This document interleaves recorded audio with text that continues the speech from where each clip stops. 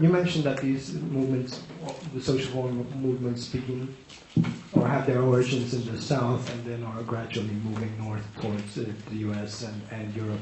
Is there not the fear that, as I sense this especially in Europe, that these old ideologies cannot adapt to this diversity and this decentralized type of functioning, and will in fact, once in the northern context, try to sort of pressure themselves or force themselves on the side? I mean, if you really look at it in detail, there are plenty of problems, both in the South and the North. There's a lot of dictatorial control. So the control over the World Social Forum meetings and activities in Brazil, in India, is heavily influenced by centralized groups in those countries, to the extent that participants often don't know what's going on. Things are being decided somewhere and you don't exactly know where.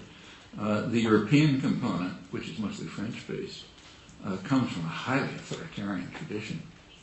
The French left is an extremely authoritarian tradition in its entire background, and secretive. So you don't, and they're pulling a lot of strings in the background that nobody quite understands. In fact, a friend of mine who was on the directing committee, the committee that was sort of organizing the meetings, told me last year that it was like being in the Politburo but not knowing who was in the Kremlin. You know?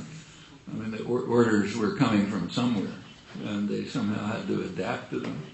And they themselves were imposing structure, and the groups who were participating didn't like it because they're mostly much more kind of libertarian in the European sense, and that didn't want to be controlled. So there's plenty of internal contradictions there. You can see it in the Workers' Party in Brazil, for example.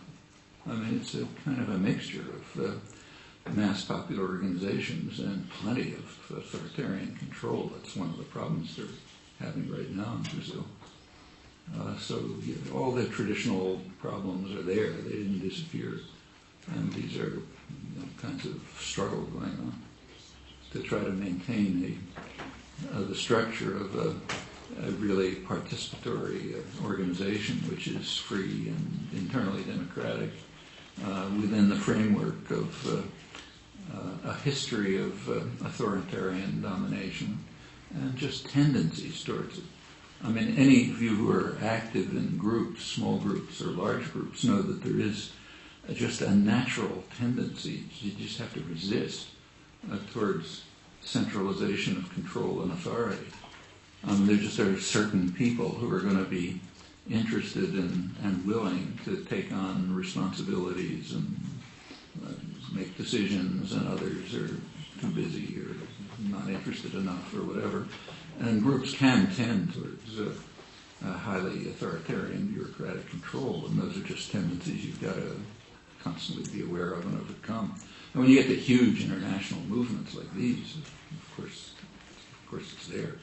It's not so much ideological, because there is no ideological center, but there are several control centers, and they're pretty obscure and quite disruptive. They make people pretty unhappy, and rightly.